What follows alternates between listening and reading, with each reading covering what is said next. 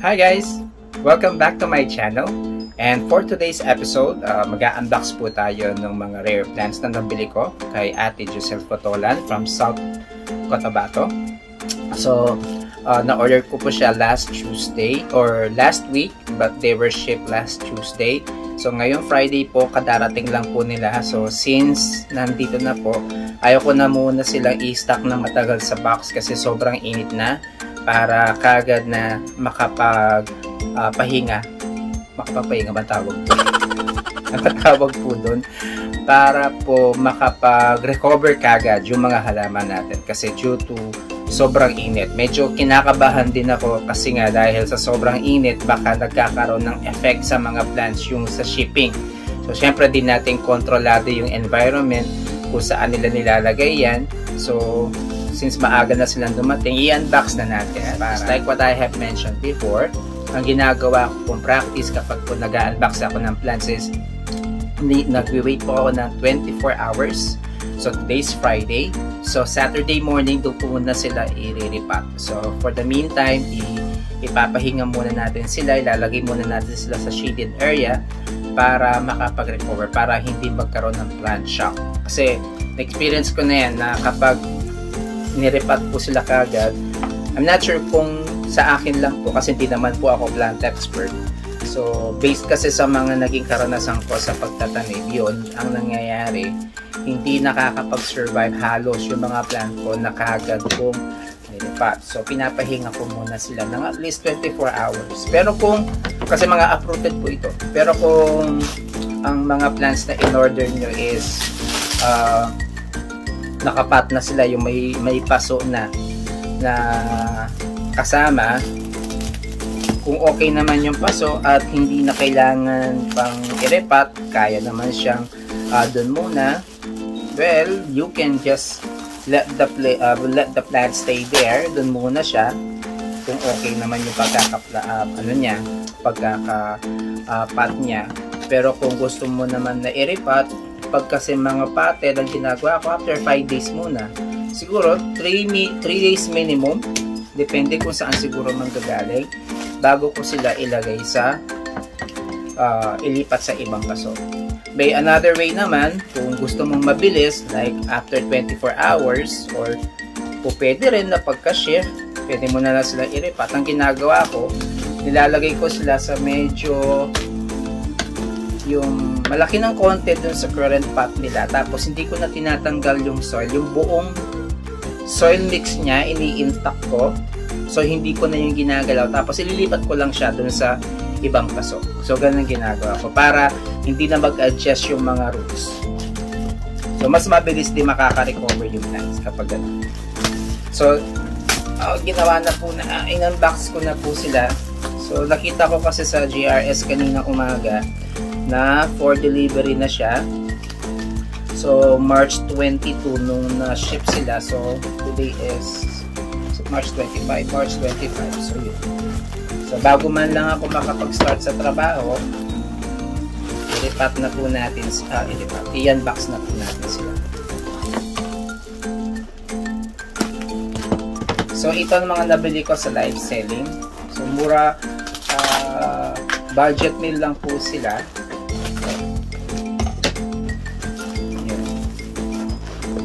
So depende naman kung paano ka makipaghagang ng prices sa seller.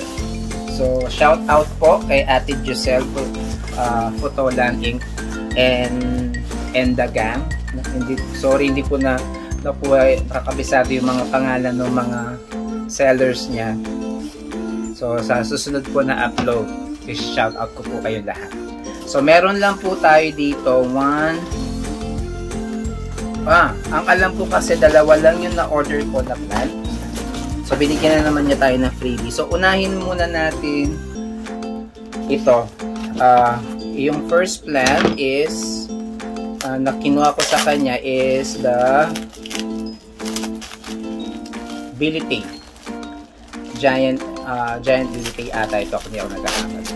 Check po natin. So medyo ingat lang po sa So, dapat kasama na dito yung Pink Princess naalala po nyo yung sa last unboxing natin na nagkaroon ng damage yung mga dahon. Tsaka wala siyang activated root. So, hindi muna shinif ni Ate Giselle kasi pinapastable muna niya yung halaman para hindi siya mamatay during shipping. Kasi medyo sensitive din naman yung mga pink princess madaling malanta yung dahon. So, ito dinadahan-dahanan ko kasi malalaki yung mga dahon niya. So, this is the billet A. Ganda po niya, no? So, this is the giant billet A. So, malaki po yung dahon niya. Murayta ko lang po itong nabili. So, sana walang magbilaw na dahon. Sana lahat mag-survive yung mga dahon. Pero, feeling ko naman mag-survive sila. Medyo nakikita ko para medyo nanilaw. Not sure if it's just dahil sa shipping kasi nga medyo tuyo na. So, yun. Babasain ko lang yung kanilang mix na nandito na. Tapos, ihintay ko muna ng 24 hours para makapag-recover. Sobrang init kasi dito sa Pampanga. So, kaya kailangan talaga na i-unbox ko na to or else madadamage yung mga halaman. So, nilagay lang natin sa baba para hindi siya madamage. So, next is ang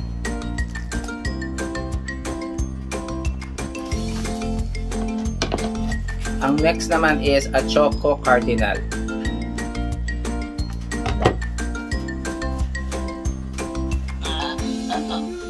I-secure lang natin yung isang halaman para hindi siya bumagsak. So, meron na akong Choco Cardinal. Kaya lang, yun, nagkaroon ng problema dun sa Choco Cardinal. Nagkaroon siya ng fungus. So, naglagas na naman yung mga dahon niya. So, pero ano na siya, on recovery na siya, pero grabe yung damage. Kasi, yun, hindi ko nga alam bakit siya lang yung nagkaroon ng root rot dun sa batch na yun na in-order ko. The rest, they're okay. Wala namang issue. So, para na lang na mayroon akong backup. If in case na hindi mag-survive yung Choco Cardinal ko, I have a backup. Kasi, ang plan ko guys is, kaya ako bumibili ng mga ganitong plants. Once they are propagated, so kapag dumami na sila, we'll start selling plants as well. Para naman doon sa mga iba na dito sa location namin, dito sa Pampanga, baka may gusto na bumili. So, it's already an investment. So, yun. Magandang investment siya. Pero kailangan dapat hilig mo talaga yung paghahalaman or else maiinip ka or mag-disappoint ka lang. So, I'm not collecting plants just because I want to be part of the hype during the pandemic na nagbibili sila ng mga halaman because it's quarantine. Anyway, patapos na rin naman yung quarantine. Kaya if you notice, yung mga halaman ngayon nagbumura na. Yung medyo nagiging cheaper na siya compared before na napaka-pricey ng mga halaman. Nagsisi nga ako Kumbaga yung sana ngayon na lang pala ako bumili ng mga plants kasi mas mura siya ngayon compared dun sa una kong mga bili. Pero syempre, we can never tell kung ano yung magiging pricing. So, yun.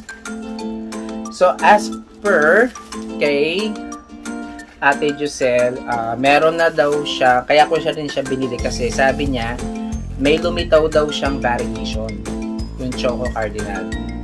So, noong una, ayaw ko maniwala, pero yung pinakita niya sa screen, sa chat, sa picture, meron siyang variegation. Ayan, o. Ayan yung harap niya. So, that means, nag-i-start na siyang magkaroon ng variegation. So, parang ang mangyayari nito is, variegated Choco Cardinal siya. And, nabili ko lang siya sa murang halaga. So, meron ako dito, yung dati, na Choco Cardinal na pure Choco Cardinal lang siya, wala siyang variegation. And then, meron na tayong variegated. Sana magtuloy-tuloy yung variegation niya. So, we're hoping. Let's cross our fingers na magkaroon ng, maging permanent yung variegation niya para makapag-propagate tayo. So, since nagkaroon ng problema dun sa Pink Princess, so lahat ngayon ng mga plants na binigay sa atin ni Ate Giselle, lahat po ay well-rooted. So, meron akong babaguhin sa mga potting mix natin. So, meron tayo isang subscriber and viewer as well dun sa ating unboxing na, or dun sa propagation ng ating Green Orlando. So, nagsuggest siya na para daw maging mas mataba yung mga philodendron is maging soilless na yung mixture. So, ang ginagamit lang daw niya is bunot and coco cubes. So, yun yung ginagamit niya. So, we will try to do that.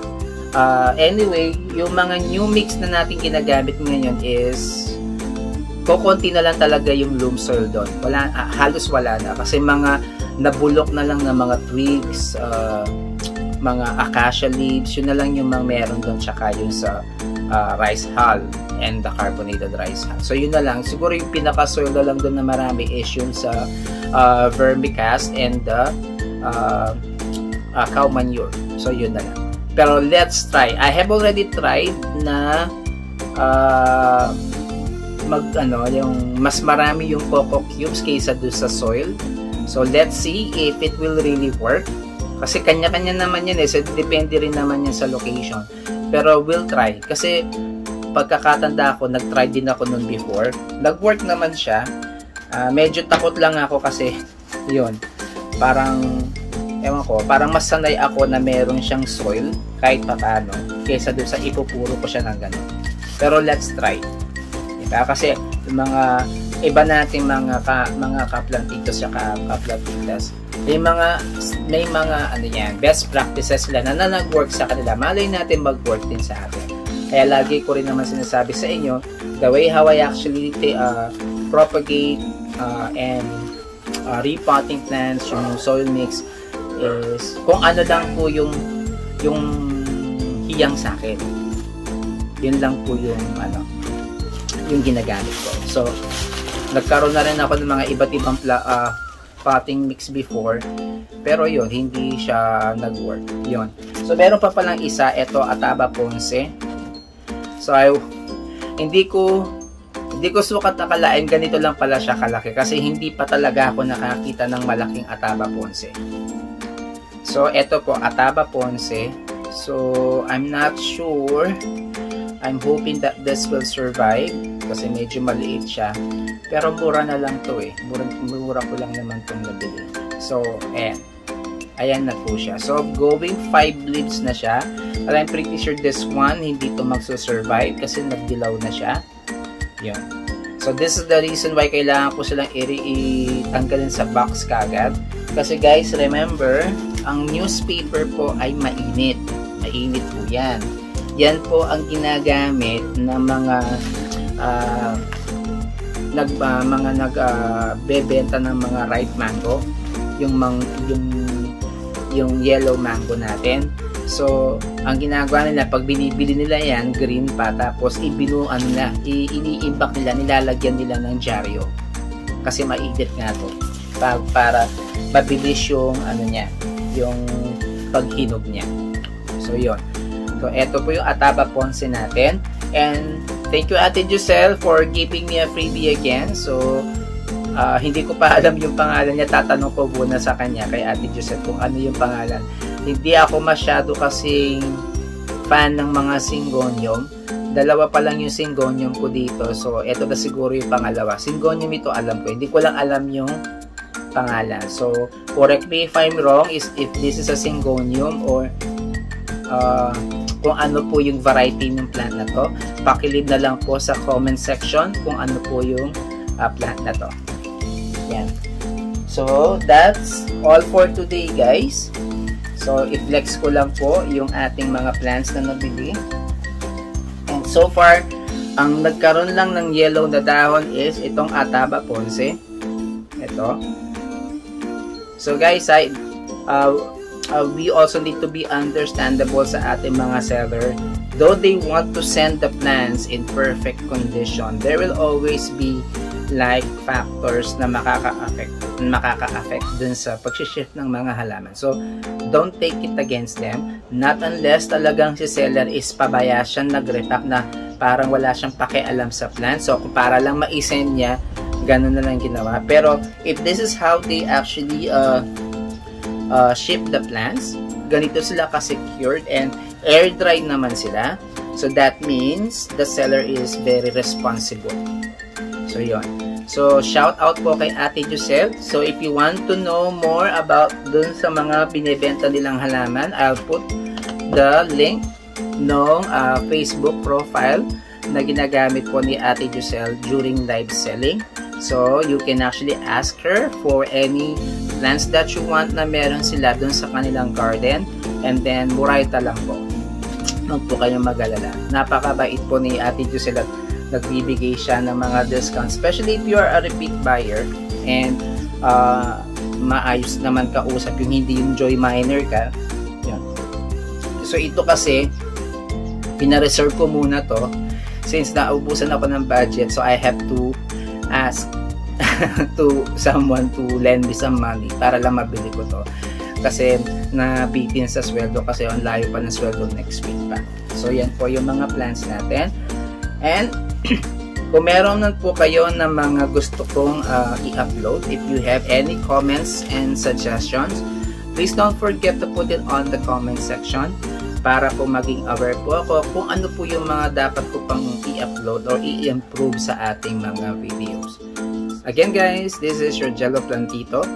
So para sa mga susunod na video, if you want to be updated, don't forget to click subscribe and the bell notification icon para po maging updated po kayo. And if you like this video, please don't forget to like and share para po dumami po yung ating mga subscribers and ma-monetize po yung ating channel.